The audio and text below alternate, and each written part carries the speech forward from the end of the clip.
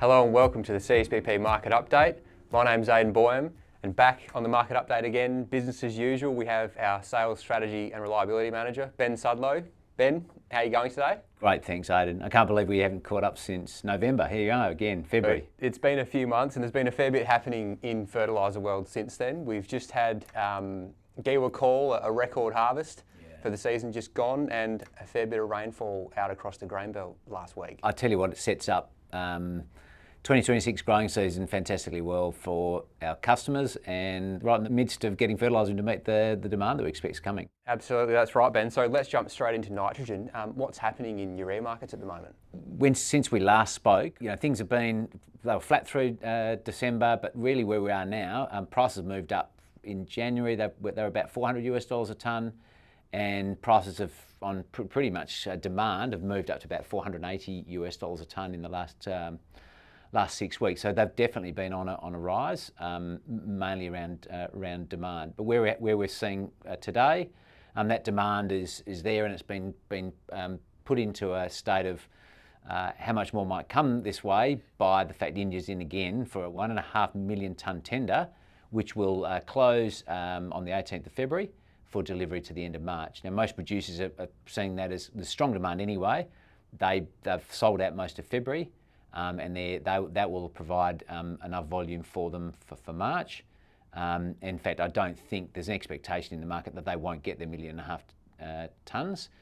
So in the near term, they expect the market to remain pretty tight. China's not in the market. There's actual demand, and supply remains relatively tight for the next month to 2 months. So given the state of affairs globally in urea markets, Ben, what can local growers do as they're planning their nitrogen requirements for the season coming up? Well, for those who are looking for nitrogen for seeding, the recommendation really is you need to get yourself organised now. We're in mid-Feb. Look, the other thing we've put into the market again this year is a nitrogen pool offer, and sorry, the urea pool offer. Sorry, urea pool offer. Thank you, Aiden.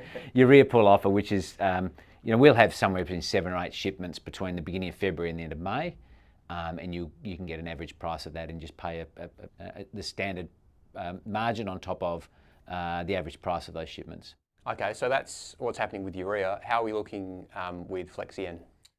It's one of those very rare situations where, while urea prices have gone up, Flexi-N prices have stayed relatively flat. They have not moved in the same direction of urea, which doesn't happen very often. So typically, UAN, Flexi-N sits at a premium of say 20-25% to urea. At the moment, because urea's gone up and it hasn't, the premium on Flexi-N is like less than 5%. So Flexi-N is incredibly well priced compared with urea at the moment, as good as I can remember in many years, and certainly since the Ukraine-Russia invasion. So look, it's really good value for now, and we're selling into post-seeding applications now. That's probably a good opportunity to mention as well. We've just formally launched our new Geraldton Flexi-N storage expansion, and of course the Esperance project down on the south coast there as well underway, and we'll be ready for nitrogen application season coming up. Let's shift to phosphates now, Ben. What's happening there? Phosphates have, since the beginning of the year, prices again, they've started moving up. Ammonium phosphate is still relatively unaffordable relative to grain prices, and unfortunately the supply remains relatively tight. Prices have moved up about $25 to $30 a tonne since the beginning of the year, and what we have seen is there's been some buffering effect on the high Australian dollar that's probably helped temper a little bit of that price increase, both with ammonium phosphates and on the nitrogen that we've seen as those prices run up. But generally in WA now, as we go into mid-February, most cargoes are now either here, they're sailing, or they're loading shortly, and most things will get priced over the next month, recognising that prices are definitely higher than what they were a month ago.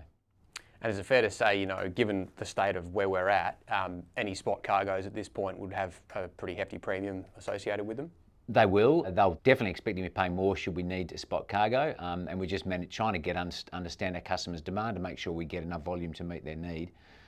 That's definitely expectation, is that if the market's there, we'll try and get some more. The window is closing or nearly closed to get any more cargoes to meet seeding, the seeding window in April and May. Yeah.